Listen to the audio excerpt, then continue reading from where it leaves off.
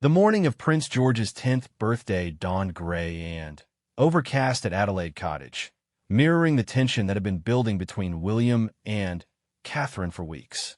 What should have been a day of pure celebration for their eldest child had become the backdrop for one of the most challenging periods in their marriage.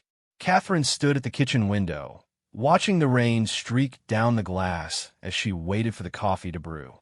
The house felt unusually quiet for a birthday morning, with George still asleep upstairs and Charlotte and Louis at their grandparents' house for the weekend. This solitude, which she had once cherished, now felt heavy and uncomfortable. She had barely slept the night before, her mind racing with thoughts about the conversation she knew she needed to have with William. The past month had been particularly difficult, with William's increased royal duties following his father's health concerns creating a distance between them that felt almost insurmountable. The cancer diagnosis that had shaken the royal family had forced William to step into an even more prominent role, and Catherine could see the weight of it crushing the man she loved. What troubled her most wasn't just William's absence from their daily life, but how he seemed to be pulling away emotionally even when he was physically present. During family dinners, he would sit quietly, his mind clearly elsewhere, responding to their children's excited chatter with distracted nods and forced smiles. Catherine had watched George's face fall several times when his father failed to engage with his stories about school or his latest interests. The irony wasn't lost on her that as William prepared to become even more central to the monarchy's future, she felt him becoming more distant from the family that should be his anchor. She understood the pressure he was under, the weight of duty that had been placed on his shoulders from birth, but she also saw how it was affecting their children, particularly George, who was beginning to understand his own future role. Last week, George had asked her why Daddy seemed sad all the time, and Catherine hadn't known how to answer. How do you explain to a 10-year-old that his father is struggling with the burden of being future king while trying to be a present parent? How do you help a child understand that sometimes the people we love most carry weights we can't see? The coffee maker beeped, pulling Catherine from her thoughts. As she poured herself a cup, she heard footsteps on the stairs. William appeared in the doorway, already dressed in his running gear, his expression unreadable. "Good morning," she said softly, offering him a cup of coffee. "Thank you," he replied, his voice carrying that formal tone that had become all too familiar lately. "I thought I'd get a run in before George wakes up." Catherine felt her heart sink. Even on their son's birthday, William was finding ways to escape, to avoid the intimacy of family moments that once brought him such joy. She wanted to ask him to stay, to suggest they wake George together and surprise him with breakfast in bed, but something in William's demeanor warned her against it. "Will you be back in time for the party setup?" she asked instead, trying to keep her voice light. William paused in the doorway, and for a moment, Catherine saw a flicker of the man she married. "Of course," he said, his voice softer. "I wouldn't miss it." But even as he said the words, Catherine could hear the doubt in his voice, the same doubt that had been creeping into their relationship for months. She watched from the window as he jogged down their driveway, disappearing into the morning mist, and felt a profound sadness settle over her. When George finally bounded downstairs an hour later, his face bright with birthday excitement, Catherine forced herself to match his energy. "Happy birthday, my love," she exclaimed, wrapping him in a tight hug. "Where's Dad?" George asked, looking around the kitchen expectantly. "He went for a run, but he'll be back soon," Catherine assured him, though she wasn't entirely convinced herself. As they prepared George's favorite birthday breakfast together, Catherine tried to ignore the growing anxiety in her chest. She had planned this day so carefully, wanting everything to be perfect for their son, but she knew that the underlying tension between her and William would be impossible to hide completely. The guest list for George's party was small, but significant. A few close friends from school, some cousins, and family members who understood the delicate balance between royal protocol and normal childhood experiences. Catherine had worked hard to create an environment where George could simply be a 10-year-old boy celebrating with his friends, away from the public eye that seemed to follow their family everywhere. But as the morning progressed, and William's run stretched longer than usual, Catherine found herself making excuses for his absence. When George asked again where his father was, she suggested they work on decorating the garden together, hoping the activity would distract him from William's continued absence. The weather had improved slightly, with patches of blue sky breaking through the clouds, giving Catherine hope that the outdoor party could proceed as planned. She and George strung lights between the trees, set up the bounce house that had arrived that morning, and arranged the tables that would soon hold birthday cake and party games. Working alongside her son, Catherine was struck by how much George had grown, not just physically, but emotionally. At 10, he was beginning to understand the complexities of their family's position in ways that both impressed and saddened her. He no longer accepted simple explanations for his father's absences, and she could see him starting to build the same emotional walls that William had learned to construct. "Mummy," George said as they arranged party favors on one of the tables, "is Daddy okay?" The question caught Catherine off guard with its directness. She stopped what she was doing and looked at her son, seeing William's eyes staring back at her with a wisdom that seemed far too mature for his age. "What makes you ask that, sweetheart?" she said carefully. "He seems different lately. Sad, I think. And he doesn't really talk to us anymore, not like he used to." Catherine felt her heart break a little. George's observation was painfully accurate, and she struggled to find words that would be honest without burdening him with adult concerns. "Daddy has a lot on his mind right now with work," she said finally. "Sometimes when grown-ups are worried about important things, they forget to show how much they love the people closest to them." George nodded solemnly, accepting her explanation, but clearly not entirely satisfied by it. "Will he remember today is important?" he asked. "Today is very important," Catherine assured him, pulling him close. "And your father loves you more than anything in the world. Sometimes he just has trouble showing it." As if summoned by their conversation, William appeared around the corner of the house, still in his running clothes, but carrying a wrapped present. His face was flushed from exercise, but Catherine could see something else in his expression, a determination that hadn't been there when he left. "There's the birthday boy," William called out, his voice carrying more warmth than it had in weeks. George ran to his father, and William swept him up in a hug that looked genuinely spontaneous.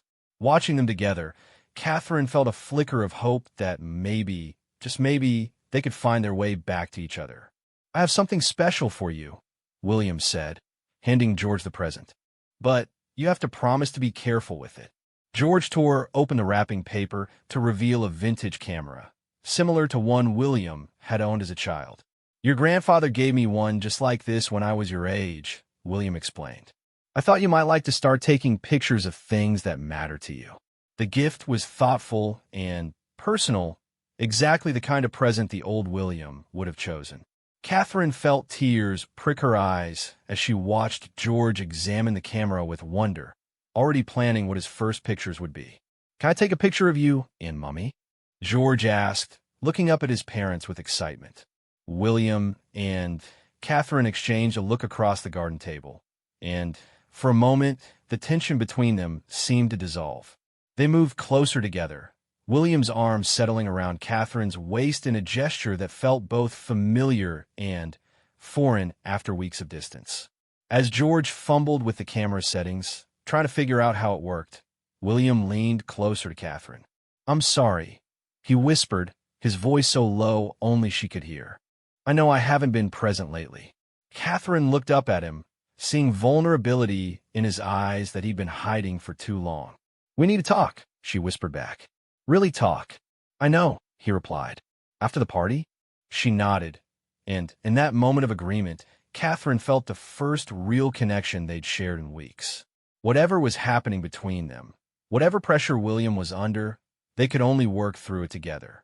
The camera clicked, capturing them in that moment of tentative reconciliation, and George beamed with pride at his first successful photograph. "Perfect," he declared, and Catherine couldn't help but smile at his enthusiasm, even as she wondered if anything about their current situation could truly be called perfect. As the morning progressed into afternoon, more family members began arriving for the party. Catherine threw herself into hostess duties, greeting guests, and ensuring everyone felt welcome, but she remained acutely aware of William's every movement and interaction. She watched as he played with the children who had arrived early, noting how easily he seemed to connect with them when he allowed himself to be present. His natural warmth with children had always been one of the things she loved most about him, and seeing glimpses of it now reminded her of the man she had fallen in love with all those years ago. But she also noticed the moments when he would step away from the group, checking his phone or staring off into the distance with that worried expression that had become his default in recent weeks. It was as if he couldn't quite let himself fully enjoy the moment, as if some part of his mind remained constantly focused on duties and responsibilities that seemed to weigh heavier on him each day. The guest of honor, meanwhile, seemed blissfully unaware of the undercurrents between his parents. George was in his element, showing off his new camera to friends, leading games in the garden, and basking in the attention that came with being the birthday boy. Catherine was grateful for his resilience, his ability to find joy despite the tensions he had undoubtedly sensed at home. As she arranged food on the buffet table, Catherine's sister Pippa approached her with a concerned expression. "Everything all right?" Pippa asked quietly, glancing toward William, who was standing apart from the other adults, apparently deep in conversation on his phone. "Just the usual pressures," Catherine replied, trying to keep her voice light. "You know how it is." But Pippa had known her too long to be fooled by casual deflections. "Kate, I can see something's wrong. You both look like you're carrying the weight of the world." Catherine paused in her food arrangement, considering how much to share with her sister. The truth was, she had been feeling increasingly isolated in her concerns about William and their marriage. The nature of their public life meant she couldn't confide in just anyone, and William's withdrawal had left her feeling very much alone with her worries. "He's been different since his father's diagnosis," she admitted quietly. "More distant, more burdened. I don't know how to help him, and I'm starting to worry that he doesn't want my help." Pippa placed a supportive hand on her sister's shoulder. "Have you tried talking to him about it directly?" "I've tried, but he shuts down every time I bring it up. He says everything's fine, but clearly it's not. And now it's starting to affect the children, especially George." Before Pippa could respond, they were interrupted by the sound of children's laughter as George led a group of his friends in an impromptu game of tag around the garden. The sight of her son so happy and carefree filled Catherine with both joy and determination. Whatever was happening between her and William, they couldn't let it overshadow their children's childhood. As the afternoon wore on, Catherine found herself paying close attention to the interactions between William and their guests. She noticed how he seemed more comfortable talking with the other parents about general topics, but grew quiet whenever conversation turned to anything more personal or emotional. When it came time for the traditional birthday cake ceremony, Catherine watched as William stood behind George, his hands on their son's shoulders as George made his wish and blew out the candles. For those few moments, William's face was completely present, filled with genuine love and pride for his son. But as soon as the cake was cut and distributed, Catherine saw William check his phone again, and she knew that whatever brief respite the party had provided was already beginning to slip away. The rest of the afternoon passed in a blur of party games, present opening, and the controlled chaos that comes with a group of 10-year-old boys celebrating together. Catherine managed to maintain her hostess persona throughout, ensuring everyone had enough to eat and drink, mediating minor disputes between children, and capturing memories with both her own camera and George's new one. As the last guest departed and the family was left alone to clean up the remnants of the party, Catherine felt the weight of the approaching conversation with William settling over her like a heavy blanket. She had spent weeks thinking about what she wanted to say, but now that the moment was nearly upon her, she felt uncertain about how to begin. George, exhausted but happy from his birthday celebration, helped gather wrapping paper, and empty cups with the satisfied air of someone who had been thoroughly celebrated. "That was the best party ever," he declared, and Catherine felt a surge of maternal pride at having successfully created a perfect day for her son. "I'm glad you enjoyed it, darling," she said, ruffling his hair. "Why don't you take your new camera upstairs and see if you can figure out how to look at the pictures you took today?"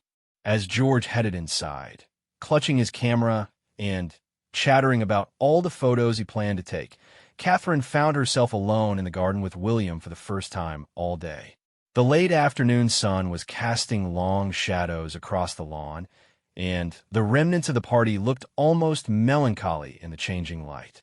William was stacking chairs, his movements methodical and precise, and Catherine could see the tension in his shoulders even as he performed the simple task.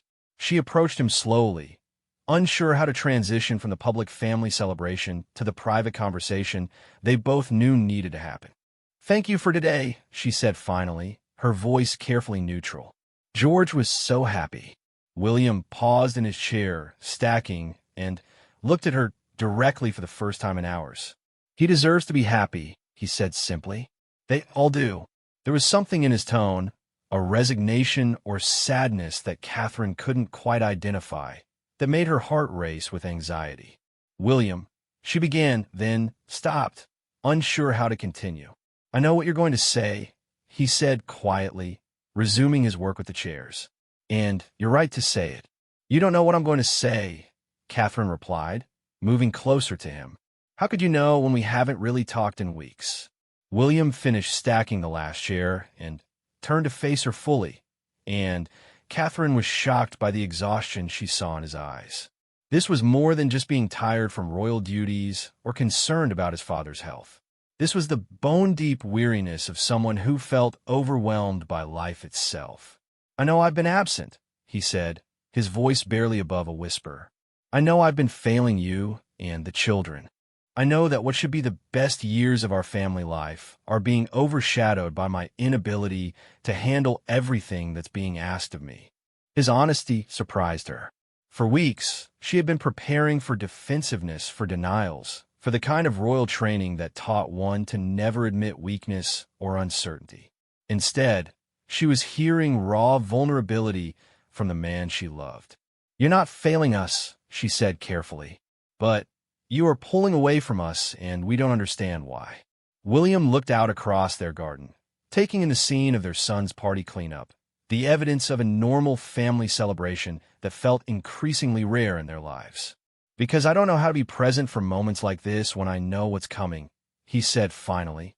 "I don't know how to enjoy George's 10th birthday when I know that his future is going to be so much more complicated than I ever wanted it to be."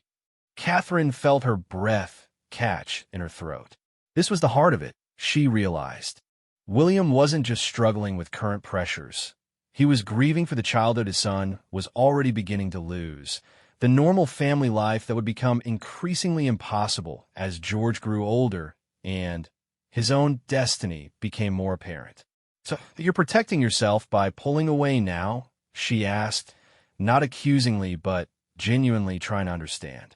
"I'm trying to figure out how to be the father he needs and the future king he needs me to be, and I'm failing at both," William admitted, his voice breaking slightly on the last words. In that moment, Catherine understood that the distance between them hadn't been about her at all. William had been wrestling with fears and doubts about fatherhood and duty that he felt he couldn't share with anyone, including her. He had been carrying the weight of his son's future along with his own, and it had been crushing him slowly. The sun was setting now, casting the garden in golden light, and Catherine made a decision that would shape not just the rest of their evening, but the rest of their marriage. Instead of launching into the speech she had prepared about communication and presence and partnership, she simply stepped closer to her husband and took his hands in hers. "Then, let's figure out together," she said simply. "Whatever comes next, we face it together." And as William looked into her eyes, Catherine saw something shift in his expression, a recognition that he didn't have to carry everything alone, that the partnership they had built was strong enough to weather even this storm. The conversation that followed would be the first of many they would need to have, but it would also be the beginning of finding their way back to each other and to the family they were committed to protecting, no matter what the future might hold. The evening air was cooler now, carrying with it the scent of summer flowers from Catherine's carefully tended garden. They had moved their conversation to the small terrace behind their cottage, away from the windows where their children might overhear. George had finally gone upstairs to examine his camera more closely, while Charlotte and Louis remained at their grandparents' house, giving William and Catherine the privacy they desperately needed. Catherine had made tea, a simple domestic ritual that somehow made the weight of their conversation feel more manageable. William sat across from her at their outdoor table, his hands wrapped around his mug as if drawing warmth from it despite the mild weather. The formal distance that had characterized their interactions for weeks had softened, replaced by an intimacy that felt both familiar and fragile. "When did it start?" Catherine asked gently, settling into her chair and studying her husband's face in the fading light. "This feeling that you have to carry everything alone." William was quiet for a long moment, and Catherine could see him struggling with where to begin. The royal training that had been instilled in him from childhood made emotional vulnerability difficult under any circumstances, but she could sense his genuine desire to bridge the gap that had grown between them. "I think it was gradual," he said finally.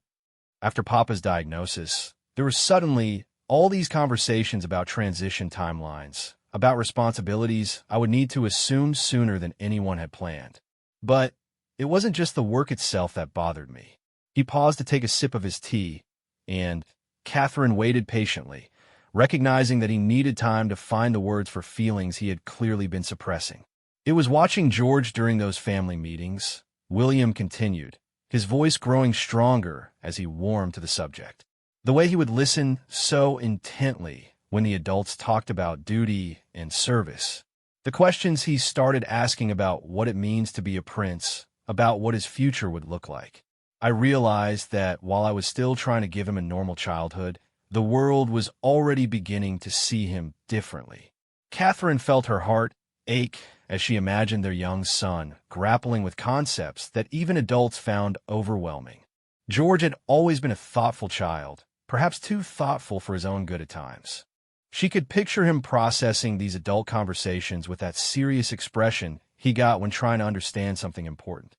"You've been trying to protect him," she said, not as a question, but as a recognition of William's motivation. "I've been trying to protect all of you," William replied, meeting her eyes directly for the first time that evening. "But I think I've been going about it all wrong. Instead of talking to you about my concerns, I thought if I just handled everything myself, I could somehow shield our family from the reality of what's coming." Catherine leaned forward, drawn by the honesty in his voice. This was the William she had married, the man who cared so deeply about protecting the people he loved that he sometimes made decisions that hurt them in the process. "But by pulling away, you've made us feel like we lost you," she said softly. "George has been asking me if you're angry with him. Charlotte keeps trying to get your attention by acting out. And I've been wondering if you even want to be married to me anymore." The last confession slipped out before Catherine could stop it, and she saw William's face change immediately. The carefully controlled expression he had been wearing cracked, revealing genuine pain underneath. "Catherine, no," he said urgently, reaching across the table to take her hands. "Never think that. You and the children are the only things keeping me sane right now. The problem is that I love you all so much. It terrifies me to think about what this life is going to cost you." Catherine squeezed his hands, feeling some of the tension that had been building in her chest for weeks finally begin to release. "Then, talk to me about it," she said. "Don't make these decisions about what I can or can't handle without me. We're supposed to be partners in this." William nodded, and Catherine could see him struggling to lower the emotional barriers he had built up over the past month. The silence stretched between them, but it felt different now, less hostile and more contemplative. "There's a meeting next week," William said eventually, "about constitutional changes that would need to happen when Papa steps back further. They want to discuss how George's education should be modified to prepare him for his role more directly. Private tutoring in constitutional law, diplomatic protocol, the history of the Commonwealth. Catherine felt a chill run down her spine despite the warm evening air.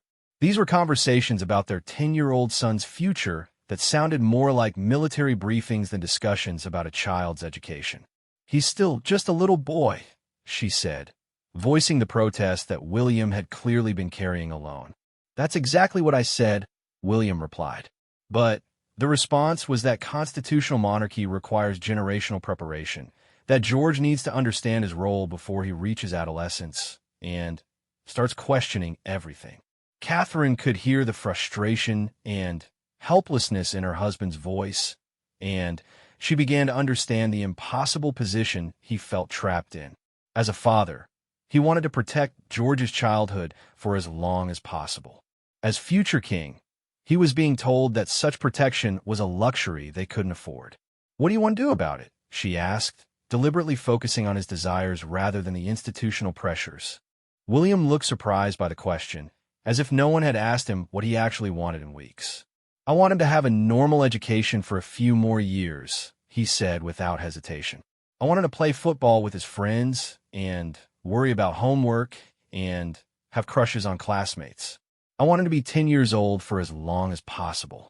Then, that's what we'll fight for," Catherine said firmly. Together, she watched as something shifted in William's expression, a recognition that he didn't have to choose between being a protective father and a dutiful future king. With her support, he could advocate for their son while still fulfilling his responsibilities to the institution. "They won't like it," William warned. "The advisors, the courtiers, the people who think they know better than we do about how to raise our children." "Let them not like it," Catherine replied with a strength that surprised even her. "George is our son before he's anyone else's future king. We get to make these decisions." As if summoned by their conversation, they heard footsteps on the stairs inside the house, and George appeared at the back door, still clutching his new camera. "Mummy, Daddy, I figured out how to see the pictures," he said excitedly, holding up the camera's small viewing screen. William and Catherine exchanged a look, and Catherine could see her husband making a conscious choice to be present for this moment rather than lost in worries about the future. "Show us," William said, moving his chair closer to Catherine's so George could stand between them. For the next 20 minutes, they looked through George's birthday photos together, laughing at the blurry ones and marveling at the surprisingly good shots he had captured. There were pictures of his friends playing in the garden, candid shots of adults talking and laughing, and several photos of William and Catherine that captured them in unguarded moments throughout the day. Looking at these images through their son's eyes, Catherine was struck by how normal their family appeared. Despite all the underlying tensions and royal pressures, George had managed to document a day that looked like any other family's birthday celebration. "This one's my favorite," George said, showing them a picture he had taken while they were cleaning up after the party. In it, William was laughing at something Catherine had said while they worked side by side to restore order to their garden. Neither of them had realized they were being photographed, and the genuine happiness on their faces was unmistakable. "That's beautiful, sweetheart," Catherine said, touched by the perspective their son had captured. "You both look happy in it," George observed with the matter-of-fact tone children use when stating something obvious. "Not like you have lately." William and Catherine looked at each other over their son's head, both realizing that their 10-year-old had been far more aware of the tensions between them than they had hoped. "We've had some things to work out," William said carefully. "Sometimes grown-ups need to talk through problems, just like you and your friends do sometimes." George nodded seriously, accepting this explanation. "Are you working them out now?" he asked. "Yes," Catherine said, reaching out to smooth her son's hair. "We are." "Good," George said simply, "because family should talk to each other when something's wrong." The wisdom of this statement, coming from their 10-year-old, hung in the air between William and Catherine long after George had gone back inside to get ready for bed. "He's going to be fine," Catherine said quietly, as much to herself as to William. "Whatever comes next, he's going to be fine." "I know," William replied. I think I was so afraid of failing him that I forgot he's already stronger than I was at his age. They sat in comfortable silence as the sky continued to darken around them, both lost in their own thoughts about the conversation they had just shared and the road ahead for their family. There's something else, William said eventually, his voice hesitant. Catherine turned to look at him, sensing that they were approaching something even more difficult than what they had already discussed. The security briefings have been more intense lately, he continued. Threats that are more specific, concerns about the children's safety that go beyond the normal precautions. Catherine felt her stomach drop. They had always lived with security considerations, but she could hear in William's tone that something had escalated recently. What kind of threats? She asked, though part of her didn't want to know the answer. Nothing imminent, William said quickly, clearly trying to reassure her. But enough that they want to increase protection protocols, limit some of the children's activities, make their schedules less predictable. Catherine closed her eyes, feeling the weight of another layer of complexity being added to their already challenging situation. The careful balance they had tried to maintain between royal duty and normal family life felt increasingly impossible to sustain. Is that why you've been so distant? She asked. Because you've been carrying this worry too? Partly, William admitted. I keep thinking about how to keep them safe while still giving them the childhood they deserve. Every decision feels like it has enormous consequences, and I've been paralyzed by the fear of making the wrong choice. Catherine reached for his hand again, understanding now why her husband had seemed to retreat so completely. The pressure of protecting their children's physical safety while also preserving their emotional well-being would be overwhelming for anyone.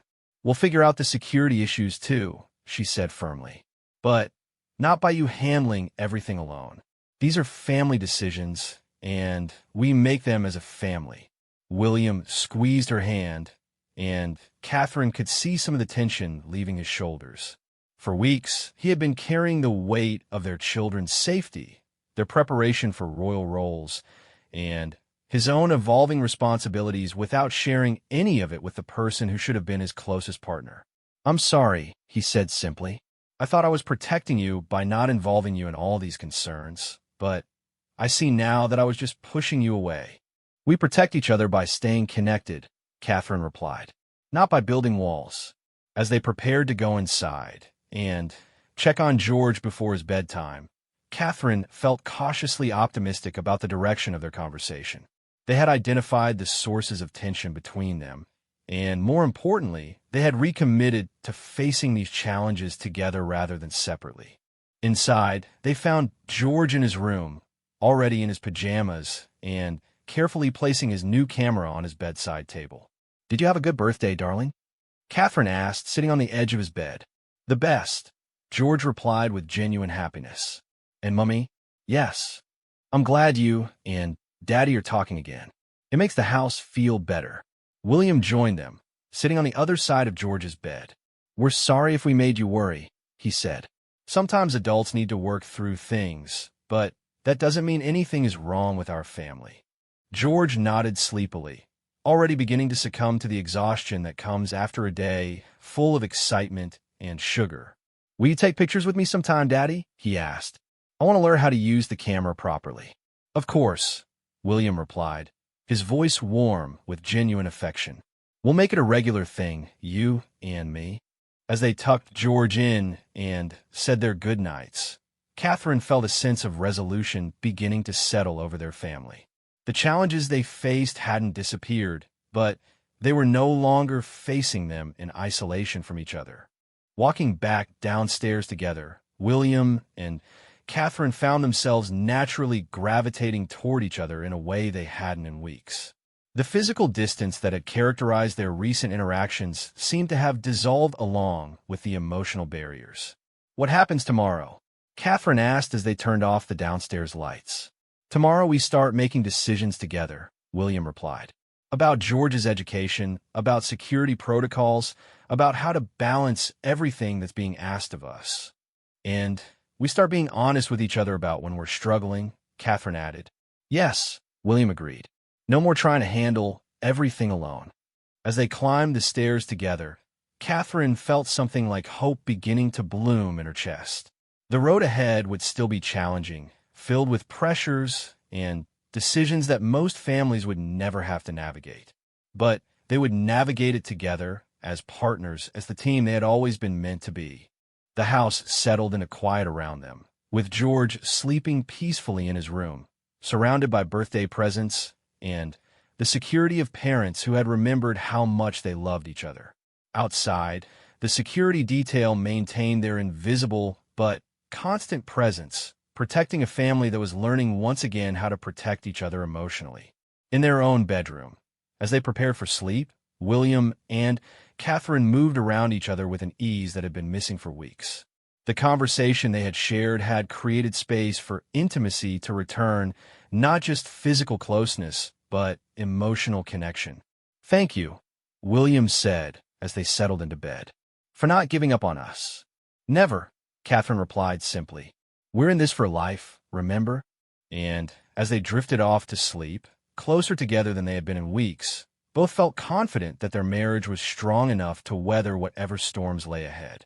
The challenges of royal life would continue to test them, but they would face those tests as the united front they had always been meant to be. The last thing Catherine remembered before sleep took her was the sound of George's laughter from earlier that day, and William's genuine smile as he watched their son blow out his birthday candles. Whatever the future held, they had given their son a perfect 10th birthday, and more importantly, they had found their way back to each other in the process.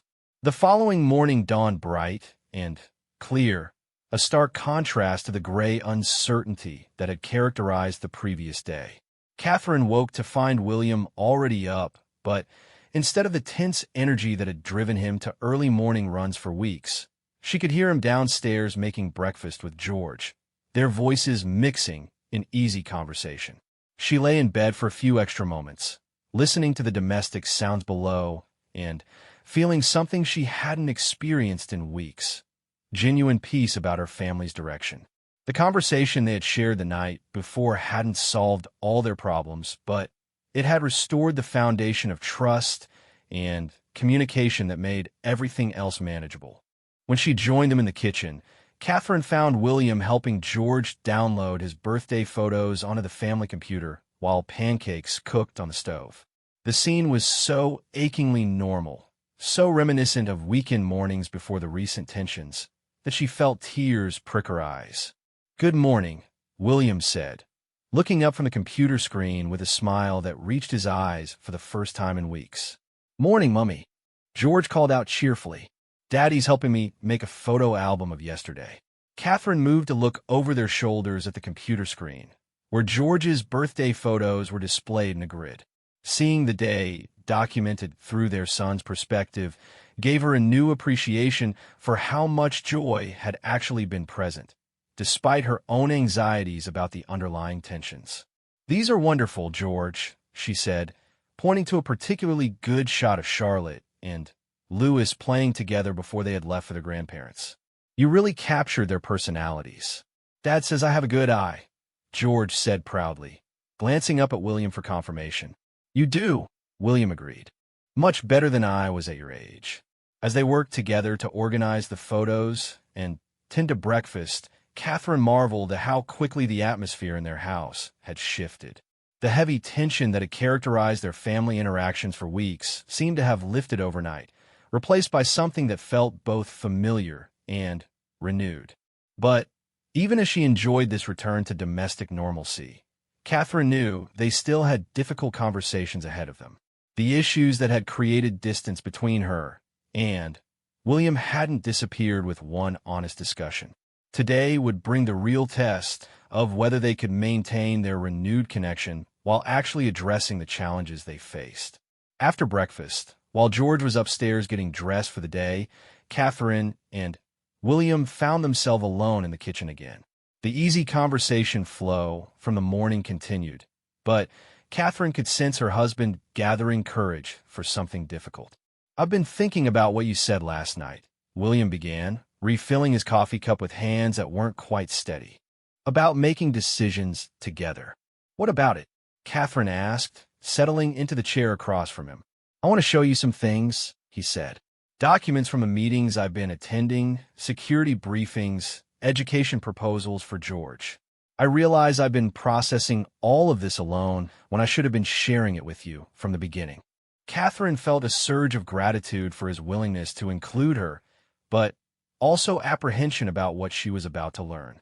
William's protective instincts had kept her sheltered from the full scope of pressures they were facing, and she wasn't entirely sure she was prepared for complete transparency. "Are you certain you want me to see everything?" she asked carefully. "Some things might be easier to handle if only one of us carries the full weight." William shook his head decisively. "That's exactly the thinking that got us into trouble in the first place. We're stronger when we face things together, even when those things are frightening or overwhelming." He left the kitchen briefly and returned with a leather portfolio that Catherine recognized as the one he carried to official meetings. The sight of it in their family kitchen felt somehow incongruous, a reminder of how their private life was constantly intersected by public duties. "The education proposal first," William said, opening the portfolio and spreading several documents on their kitchen table. "This is what they want to implement for George starting this fall." Catherine read through the proposed curriculum changes with growing dismay. The modifications were comprehensive and would fundamentally alter their son's educational experience. Instead of the balanced program George currently enjoyed, with plenty of time for sports, arts, and normal childhood pursuits, the new schedule was densely packed with constitutional studies, diplomatic history, and what the document euphemistically called leadership preparation. "This would consume his entire academic life," Catherine said, looking up at William with concern. "When would he have time to just be a child?" "That's exactly what I said," William replied. The response was that modern constitutional monarchy requires earlier preparation than previous generations received. Catherine continued reading, noting that the proposals extended beyond academic subjects to include structured social interactions designed to prepare George for his future role.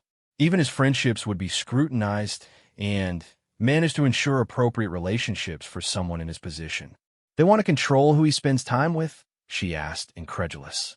"Social connections are considered part of constitutional preparation," William explained, his voice heavy with distaste for the clinical language used in the documents. Catherine set the papers down, feeling overwhelmed by the scope of control being proposed for their son's life. This wasn't just about additional tutoring or modified curriculum. It was about fundamentally altering George's childhood to serve institutional priorities. "What about Charlotte and Lewis?" she asked, dreading the answer. William pulled out additional documents. "Similar but less intensive programs. The theory is that they need to understand their supporting roles in the institution, even though they won't be direct heirs." Catherine read through the proposals for her younger children with mounting anger. The documents spoke about her children as if they were institutional assets rather than individuals with their own needs and preferences. "This is unacceptable," she said firmly. "We're not implementing any of this." "I agree completely," William said. "But refusing isn't as simple as just saying no. There are institutional expectations, constitutional scholars who insist this preparation is necessary, advisors who believe they know better than we do about raising future monarchs." Catherine could hear the frustration in her husband's voice, the sense of being trapped between his instincts as a father and the demands of the institution he would someday lead. "Then, we need to propose alternatives," she said decisively. "We need to show them that we understand the importance of preparation while still protecting our children's right to normal childhoods."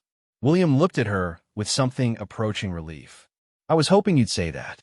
I've been trying to figure out how to push back effectively, but I couldn't see a path forward alone." They spent the next hour developing a counterproposal that would address institutional concerns while preserving what Catherine considered non-negotiable aspects of their children's development.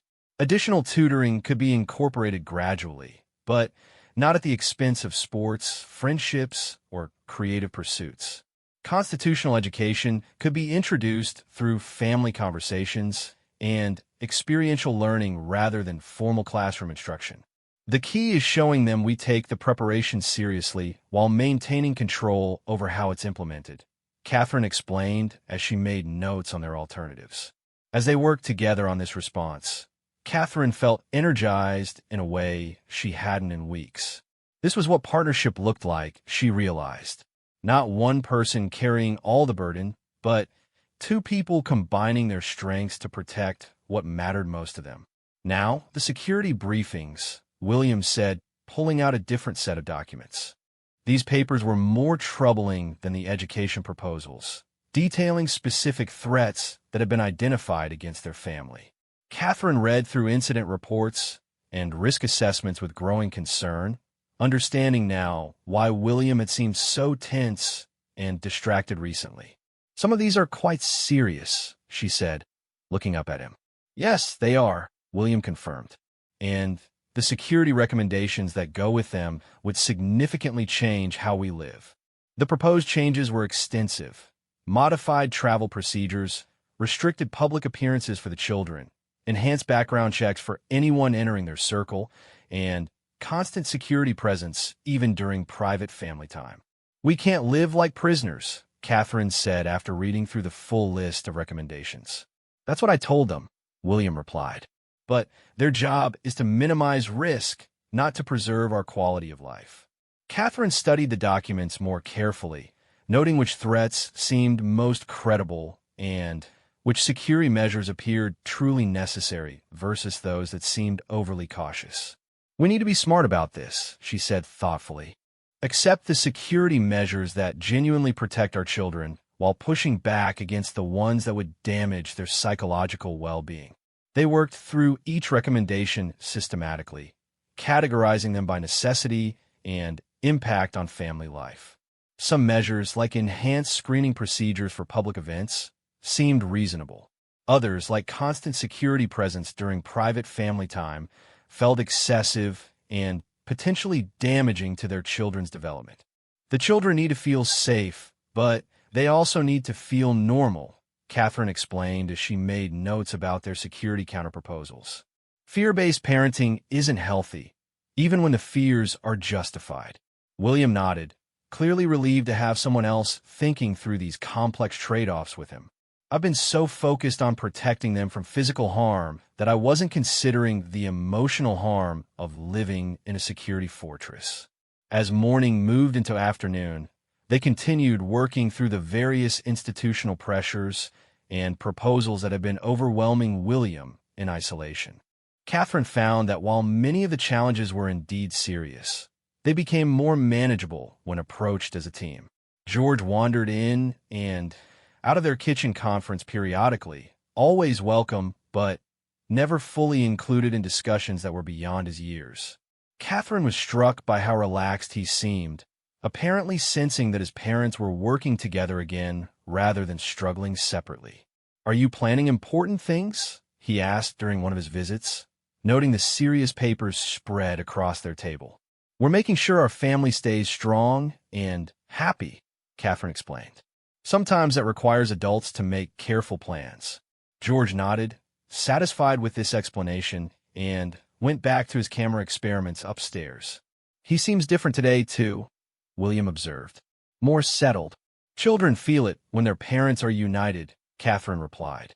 He was probably absorbing more of our tension than we realized.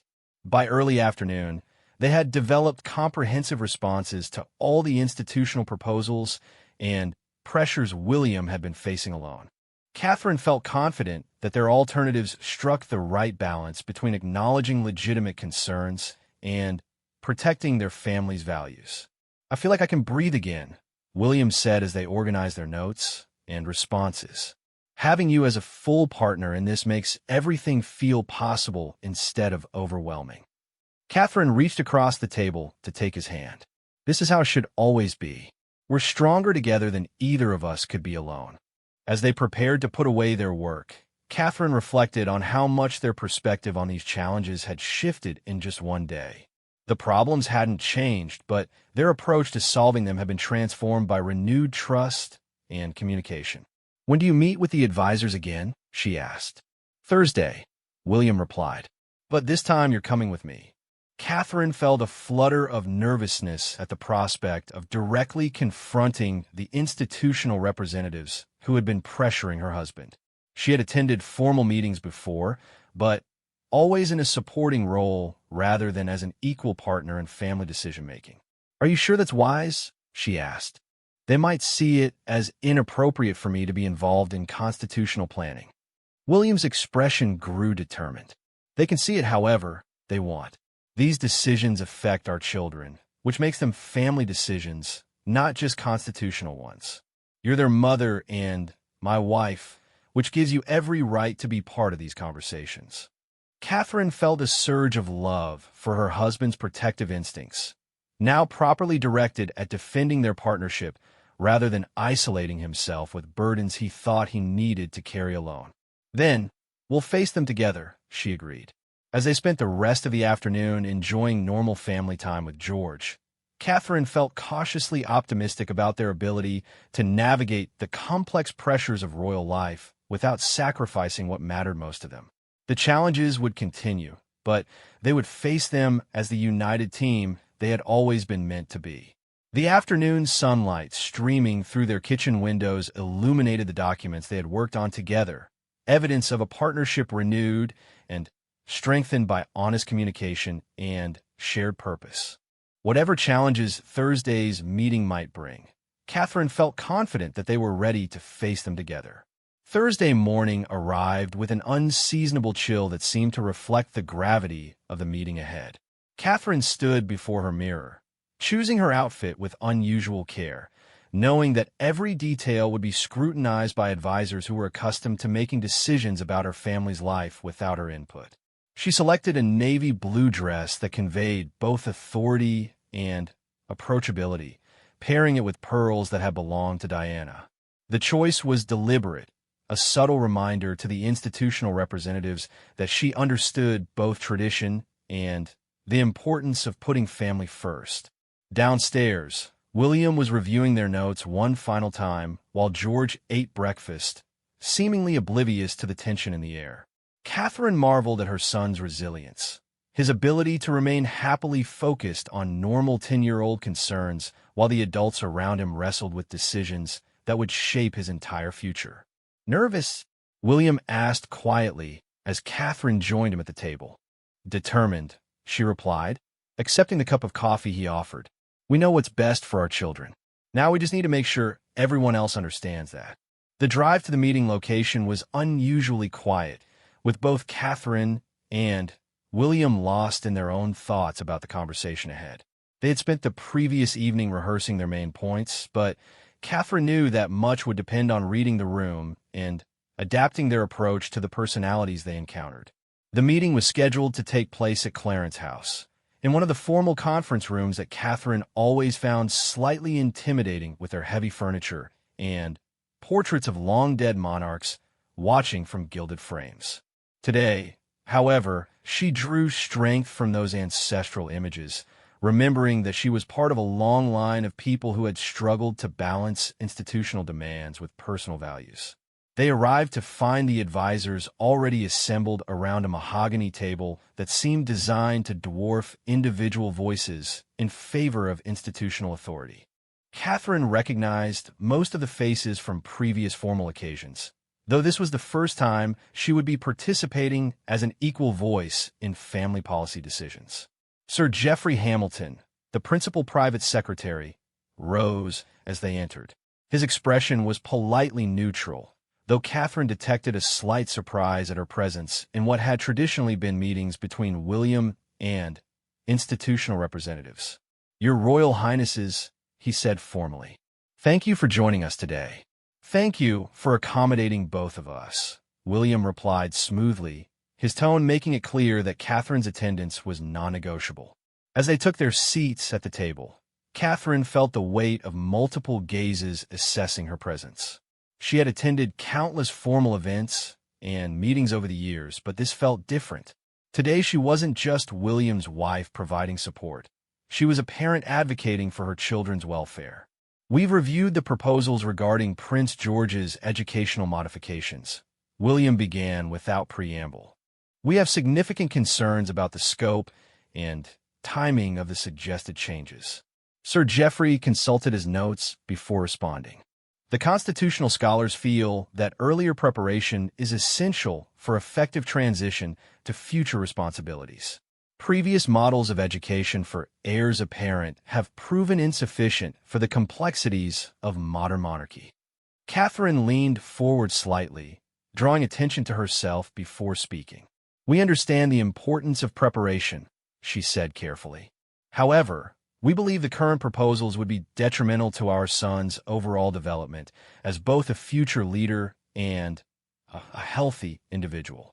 She watched as several advisors exchanged glances, clearly unprepared for her direct participation in policy discussions. Catherine continued speaking before anyone could respond. "Leadership requires emotional intelligence, creativity, and the ability to connect with people from all walks of life," she explained. "These qualities are best developed through diverse experiences and relationships, not through isolated academic study." Dr. Margaret Thornton, the constitutional scholar who had authored much of the education proposal, spoke up. "With respect, Your Royal Highness, constitutional monarchy requires specific knowledge and skills that cannot be acquired through general life experience alone." "We're not suggesting general life experience alone," William interjected. "We're proposing a balanced approach that incorporates constitutional education within a framework that preserves our son's childhood and allows for normal developmental experiences." Catherine pulled out the alternative proposals they had developed together, distributing copies to each advisor around the table. The documents represented hours of careful thought about how to meet institutional needs while protecting their family's values. "We suggest gradual introduction of constitutional studies through family discussions and experiential learning," Catherine explained as the advisors reviewed their proposals. "Prince George can learn about the Commonwealth by meeting with representatives from member nations. He can understand constitutional principles through observation of parliamentary proceedings appropriate for his age." She watched as the advisors read through their suggestions, noting which faces showed interest and which remained skeptical. The alternative approach required more creativity and flexibility than traditional educational models, which clearly made some institutional representatives uncomfortable. This approach would require significant coordination between various departments, Sir Geoffrey observed. "Traditional tutoring is more straightforward to implement and evaluate. Traditional tutoring is also more likely to create resentment toward constitutional responsibilities," William replied firmly. "We want our son to embrace his future role, not endure it." The conversation continued for over an hour, with Catherine and William systematically addressing concerns while remaining firm about their fundamental principles. Catherine found herself energized by the intellectual challenge of defending their position while maintaining diplomatic relationships with people who would continue to be part of their lives for decades. When the discussion turned to security protocols, the tone of the meeting became even more serious. The security chief, Commander James Morrison, presented updated threat assessments that were genuinely concerning, though Catherine noticed that some of the proposed responses seemed disproportionate to the actual risks identified. "We understand the importance of protecting our children," Catherine said carefully. "However, we believe some of these measures would create more psychological harm than the threats they're designed to address." Commander Morrison looked surprised by her directness. "Psychological welfare is secondary to physical safety, Your Royal Highness." "Actually, we disagree," William said firmly. "Children who grow up in an atmosphere of constant fear and restriction are more likely to make poor decisions as adults, which ultimately compromises their safety more than reasonable security measures." Catherine felt a surge of pride at her husband's clear articulation of their shared values. This was the partnership she had been missing for weeks, the sense that they were united in protecting what mattered most to their family. They spent another hour working through security protocols, accepting some measures while successfully arguing against others. Catherine was impressed by how seriously the security team considered their alternative suggestions once they realized that the royal parents had thought carefully about balancing safety with normal childhood development. As the meeting drew toward conclusion, Sir Geoffrey returned to the education proposals. "While we appreciate your thoughtful alternatives," he said diplomatically, "we remain concerned about the adequacy of preparation under your suggested timeline." Catherine exchanged a look with William before speaking. "We understand your concerns," she said, "but we need you to understand ours. Prince George is 10 years old. He deserves to have a childhood that includes joy, discovery, and normal relationships with his peers." She paused, making eye contact with each advisor around the table before continuing. "The monarchy's future depends not just on constitutional knowledge, but on leaders who understand and care about the people they serve. That understanding comes from experiencing life with the freedom to form genuine connections and pursue personal interests." Dr. Thornton looked thoughtful. "Perhaps there's room for a phased approach," she suggested. "Begin with your family-based constitutional education this year, with formal tutoring introduced gradually as Prince George enters adolescence." Catherine felt a spark of hope at this suggestion. A phased approach would give them several more years of normal childhood, while still addressing institutional concerns about preparation. "That could work," Williams said carefully, "as long as the timeline remains flexible based on George's individual development and interests." The remainder of the meeting was spent working out details of the compromise approach, with Catherine actively participating in discussions about implementation and evaluation criteria. She was struck by how much more reasonable the advisors became once they realized that she and William had done serious thinking about balancing competing priorities. As they prepared to leave, Sir Geoffrey approached them privately. "If I may say so," he began hesitantly, "it's clear that you've both given these matters considerable thought. The institutional perspective sometimes loses sight of individual family needs." Catherine felt grateful for this acknowledgement of their legitimacy as decision-makers about their own children's lives. "We appreciate your willingness to work with us on finding solutions that serve everyone's interests," she replied diplomatically. The drive home was marked by a sense of accomplishment that Catherine hadn't felt in weeks. They had successfully advocated for their family's values while maintaining important relationships with institutional representatives who would continue to be part of their lives. "That went better than I expected," Williams said as they pulled into their driveway. "They needed to see that we're serious about our responsibilities while being firm about our boundaries," Catherine replied. "I think they respect us more now than if we had just accepted their proposals without question." Inside, they found George in the kitchen with his camera, apparently having spent the morning photographing various objects around the house to practice his technical skills. The sight of their son pursuing his new interest with such enthusiasm reminded Catherine why they had fought so hard to preserve his freedom to explore normal childhood passions. "How did your important meeting go?" George asked, looking up from his camera with interest. "Very well," Catherine said, ruffling his hair affectionately. "We made sure that your education stays interesting and fun while still preparing you for your future responsibilities." George nodded seriously. "That sounds good. I want to learn important things, but I don't want to be bored all the time." Catherine and William exchanged a smile over their son's head, both thinking that his attitude perfectly captured what they had been trying to communicate to the advisors all morning. That evening, as they helped George prepare for bed, Catherine reflected on how much their family dynamic had changed in just a few days. The distance and tension that had characterized their interactions for weeks had been replaced by a sense of unity and shared purpose that felt stronger than ever. "I'm proud of how we handled today," William said as they settled into their own bedroom later that night. "We make a good team," Catherine replied, settling into his arms with a contentment she hadn't felt in far too long. "The best team," William agreed, his voice warm with affection and renewed appreciation for their partnership.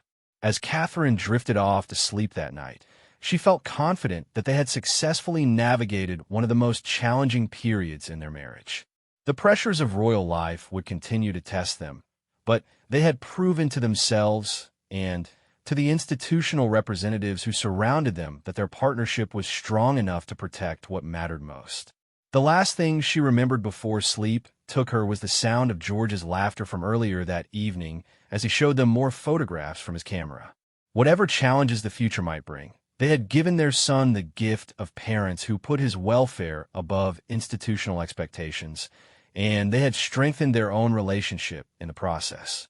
Outside their bedroom windows, the security detail maintained their careful watch over a family that had learned to protect each other not just from external threats, but from the internal pressures that could divide them if they weren't vigilant about maintaining their connection. In the days that followed, Catherine noticed subtle but significant changes in their family's daily rhythm. William seemed more present during family time, less distracted by worries he felt he had to carry alone. George appeared more relaxed, sensing that his parents were united in their approach to family decisions. Charlotte and Louis, returning from their grandparents' visit, immediately picked up on the improved atmosphere at home.